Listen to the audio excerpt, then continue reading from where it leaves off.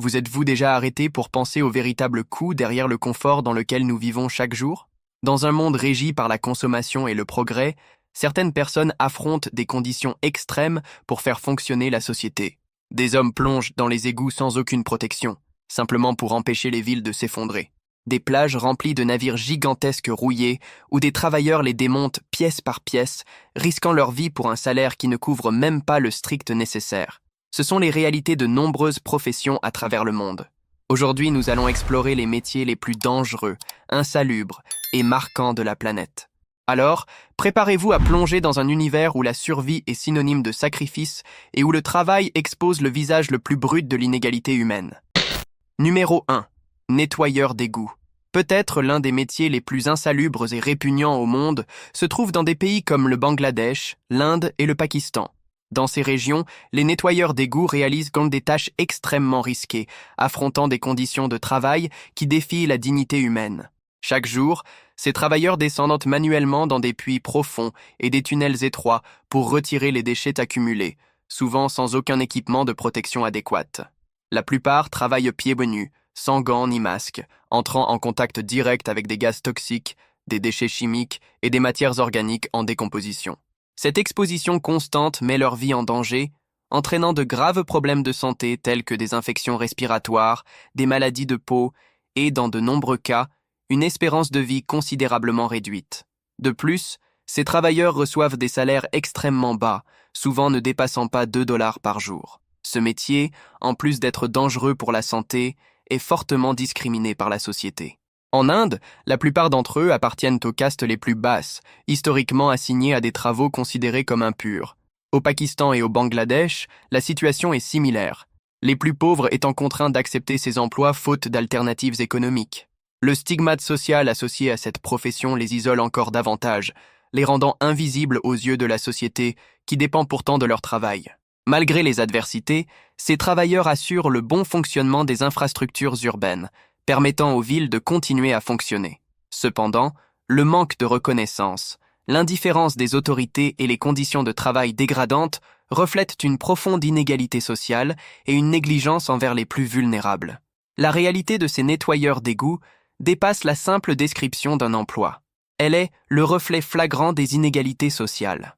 Alors qu'ils accomplissent des tâches que personne d'autre ne voudrait faire, le monde reste indifférent au prix qu'ils paient avec leur santé et leur dignité. C'est une preuve de la manière dont les besoins fondamentaux des villes sont soutenus au prix du sacrifice de ceux qui vivent en marge, offrant un service essentiel en échange de presque rien. Numéro 2. Mineurs de soufre. Dans les profondeurs du volcan Ijen, à Java Est, en Indonésie, des centaines de travailleurs affrontent des conditions extrêmes pour extraire du soufre, un matériau précieux surnommé « l'or du diable ». Cet élément est utilisé dans la fabrication de produits tels que les allumettes, les feux d'artifice, les détergents et les batteries. Cependant, ce travail a un prix élevé. Les mineurs doivent supporter des températures brûlantes, des gaz toxiques et des conditions insalubres qui réduisent drastiquement leur espérance de vie, souvent inférieure à 50 ans. Pour atteindre le cratère du volcan, qui fait environ 300 mètres de profondeur, les travailleurs doivent parcourir des sentiers escarpés de près de 3 kilomètres, en transportant seulement des outils rudimentaires comme des pieds de biche et des paniers en bambou.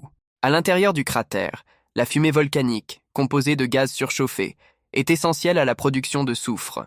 Lorsqu'elle entre en contact avec l'air froid, elle se condense et se solidifie en blocs jaunes que les mineurs doivent extraire à la main. Ce travail est effectué sans équipement adapté, car la plupart des mineurs n'ont même pas les moyens d'acheter des masques à gaz et se contentent de serviettes humides pour essayer de filtrer l'air chargé de particules toxiques. Chaque travailleur transporte en moyenne 70 kg de soufre par voyage, bien que beaucoup pèsent moins que la charge qu'ils portent. Le trajet jusqu'au sommet du cratère n'est que la première étape. De là, les paniers sont transférés dans des chariots qui parcourent encore 2 km jusqu'aux installations de traitement. La rémunération pour cet effort colossal est dérisoire, environ 9 centimes par kilo, ce qui représente un salaire journalier moyen d'environ 17 dollars pour ceux qui parviennent à maintenir un rythme de travail intensif. Malgré les conditions précaires, le soufre extrait est vital pour l'économie locale et la survie des mineurs. Le volcan Ijen, avec son lac acide d'un bleu hypnotisant, reste un symbole de beauté naturelle, contrastant avec le sacrifice humain qui alimente cette industrie. À chaque pas lourd et chaque respiration rendue difficile par la fumée, Les mineurs portent non seulement des blocs de soufre, mais aussi le poids d'une vie façonnée par la nécessité et le courage. Numéro 3. Chiffonnier. La décharge de Bantar Gebang, située en périphérie de Jakarta, en Indonésie, est l'une des plus grandes du monde. Elle couvre une superficie équivalente à 200 terrains de football et atteint des hauteurs impressionnantes, avec des tas de déchets dépassant les 40 mètres. Depuis 1980, des tonnes de détritus y sont déversées chaque jour, avec environ 1300 camions poubelles arrivant quotidiennement sur le site. Cette immense décharge est entourée par une communauté d'environ 6000 personnes, connues sous le nom de Pemulung, qui dépendent des déchets pour survivre. Elles vivent dans des habitations construites avec des matériaux recyclés et bien souvent consommant des aliments récupérés dans la montagne de détritus, affrontant des conditions de précarité extrême. Le revenu moyen des travailleurs de la décharge est d'environ 25 $ par semaine, une somme qui ne représente qu'un tiers du salaire minimum indonésien, mais qui reste supérieure à ce que gagnent de nombreux agriculteurs locaux. C'est pourquoi beaucoup ont quitté les rizières pour se tourner vers la collecte des déchets. La vie autour de la décharge est marquée par des risques constants, tels que les maladies liées à l'environnement insalubre et les accidents impliquant des pelleteuses, ces machines lourdes qui déplacent les déchets pour éviter les glissements de terrain. En outre, il existe une menace permanente liée au méthane, un gaz libéré par la décomposition des déchets, qui peut provoquer des explosions mortelles. Malgré tout, Bantar Gebang fait vivre environ 20 000 familles, directement ou indirectement, illustrant comment la pauvreté et les inégalités sont profondément liées à une gestion inadéquate des déchets urbains.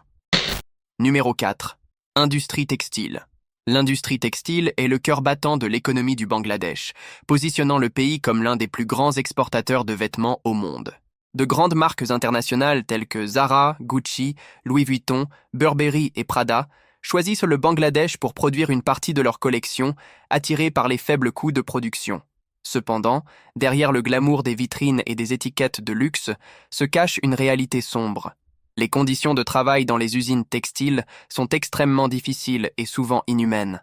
Les ouvriers, en grande majorité des femmes et des jeunes, perçoivent des salaires misérables, variant entre 50 et 100 $ par mois, tout en affrontant des journées de travail épuisantes de 12 à 14 heures. Les usines fonctionnent souvent dans des environnements précaires, sans ventilation adéquate et à des températures élevées, exposant les employés à des produits chimiques toxiques sans aucune protection.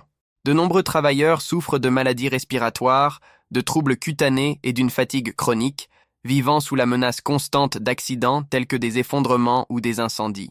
Des tragédies ont déjà eu lieu dans des infrastructures mal entretenues, causant la mort de centaines d'ouvriers. L'espérance de vie de certains de ces travailleurs n'excède pas 50 ans en raison de l'exposition prolongée à des environnements toxiques. Alors que le monde défile avec les vêtements qu'ils produisent, les travailleurs du Bangladesh restent invisibles, prisonniers d'un système qui transforme leur effort et leur sacrifice en profit pour une élite. Cette réalité brutale est un rappel du véritable coût caché derrière la mode bon marché et le luxe international. Numéro 5. Le cimetière de navires. Si les conditions de l'industrie textile vous ont choqué, préparez-vous à découvrir un environnement encore plus effrayant. Le Bangladesh abrite le plus grand cimetière de navires au monde, situé dans la ville de Chittagong. Cet endroit spectaculaire et dangereux est le point final de gigantesques cargos et pétroliers venant du monde entier pour être démantelés pièce par pièce. Ce qui pourrait sembler être un travail mécanisé et sécurisé est en réalité réalisé presque entièrement à la main, exposant des milliers de travailleurs à des risques extrêmes. Les ouvriers, souvent originaires de zones rurales en quête d'une vie meilleure, travaillent dans des conditions éprouvantes, manipulant des métaux lourds, des déchets toxiques et même des matériaux radioactifs sans aucune protection adéquate. La promesse d'un emploi et d'un revenu légèrement plus élevé attire beaucoup de monde vers ce secteur. Cependant, les salaires sont extrêmement bas, allant de 2 à 5 $ par jour en fonction de la charge de travail et de la taille des pièces démontées. Ce montant, bien que minime, est suffisant pour attirer ceux qui n'ont pas d'autre option, mais il est loin de compenser les dangers encourus. En plus du danger pour les travailleurs, le démantèlement des navires est une catastrophe environnementale en cours. Les huiles, l'amiante et d'autres déchets dangereux finissent souvent dans la mer, contaminant l'eau et nuisant aux communautés de pêcheurs locales. Les plages de Chittagong, autrefois un écosystème florissant, sont aujourd'hui souillées par des débris industriels et des nappes de pétrole, rappelant en permanence l'impact désastreux de cette activité. Le cimetière de navires au Bangladesh est un témoignage brutal de la manière dont l'économie mondiale repose sur les plus vulnérables. Alors que le monde se débarrasse de ces navires obsolètes pour faire place au commerce moderne, les ouvriers de Chittagong affrontent des dangers quotidiens dans un environnement hostile, sacrifiant leur santé et leur sécurité pour soutenir une industrie qui laisse derrière elle des traces de destruction humaine et environnementale. Numéro 6. Pêcheurs de boue au Botswana. Une pratique inhabituelle et extrêmement difficile permet à des communautés vivant autour des zones inondées et des marécages, comme le célèbre delta de l'Okavango, de survivre. Les pêcheurs de boue affrontent des conditions extrêmes, plongeant dans des eaux troubles et des fonds boueux pour capturer des poissons, des crustacés et d'autres petits animaux aquatiques. Souvent, ils doivent utiliser uniquement leurs mains ou des outils rudimentaires comme des filets et des paniers tressés, tout en avançant à pied ou en rampant à travers la boue épaisse. Au-delà de la difficulté physique, ces pêcheurs sont exposés à des risques permanents, notamment les attaques d'animaux sauvages comme les hippopotames et les crocodiles. Ces pêcheurs dépendent de cette pratique pour nourrir leur famille, surtout pendant les périodes de sécheresse où les ressources naturelles deviennent rares. La pêche dans la boue est également essentielle à l'économie locale, fournissant des protéines aux communautés et servant de base aux marchés informels. Cependant, ce travail est particulièrement éprouvant. Les pêcheurs passent des heures immergés dans la boue, souvent sous un soleil accablant, exposés à des maladies transmises par l'eau, telles que la bilharziose, ainsi qu'à des blessures causées par des objets tranchants dissimulés dans la vase. Outre les défis physiques, cette pratique ancestrale est menacée par le changement climatique et la dégradation de l'environnement. Avec la diminution des zones inondées et l'augmentation de la pollution, la pêche traditionnelle rencontre des obstacles de plus en plus difficiles à surmonter. Malgré cela, ces communautés continuent de préserver leurs traditions, transmettant leur savoir-faire de génération en génération et s'adaptant aux difficultés pour assurer leur survie dans l'un des environnements les plus hostiles de la planète. Numéro 7. Brûleurs de fils de cuivre au Ghana. Le district d'Agbogbloshie est mondialement connu comme l'une des plus grandes décharges de déchets électroniques de la planète. Ce site est devenu la destination finale de tonnes de déchets électroniques en provenance des pays riches. Officiellement, ces équipements sont expédiés sous couvert de recyclage ou de dons d'appareils d'occasion, mais la majorité arrive en réalité dans un état irréparable, se transformant en simples déchets. Les pays exportent ces déchets vers le Ghana en raison de réglementations environnementales moins strictes, de faibles coûts d'élimination et du manque de surveillance internationale, transférant ainsi leurs problèmes à une nation pauvre. Dans ce contexte, des milliers de travailleurs informels, souvent jeunes et issus de communautés défavorisées, tentent de survivre en extrayant des métaux précieux comme le cuivre et l'aluminium de ces appareils électroniques. La méthode la plus courante d'extraction consiste à brûler les fils et les composants dans des feux de fortune, un processus dangereux qui dégage des fumées épaisses et toxiques, chargées de plomb, de mercure et de dioxine. Sans aucun équipement de protection, ces travailleurs sont directement exposés à ces substances, développant des maladies respiratoires, des troubles neurologiques et une espérance de vie considérablement réduite. Bien que cette activité soit extrêmement nocive, elle reste l'une des rares sources de revenus pour la population locale. L'extraction du cuivre, par exemple, rapporte environ 2 à 3 dollars par kilo, une somme faible mais indispensable pour nourrir des familles entières qui dépendent de cette pratique. Pendant ce temps, les conséquences environnementales sont catastrophiques.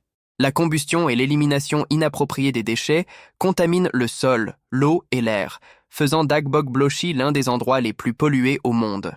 En résumé, ces métiers dangereux constituent la base invisible qui soutient des industries milliardaires, souvent au prix de vies humaines. Les histoires de ces travailleurs révèlent non seulement la charge physique qu'ils portent chaque jour, mais aussi le fardeau émotionnel et social de subvenir aux besoins de leur famille, tout en répondant aux exigences incessantes du marché mondial. Si vous êtes arrivé jusqu'à la fin de cette vidéo, laissez un like et abonnez-vous à la chaîne. Cela m'encourage à continuer à vous apporter plus de contenu.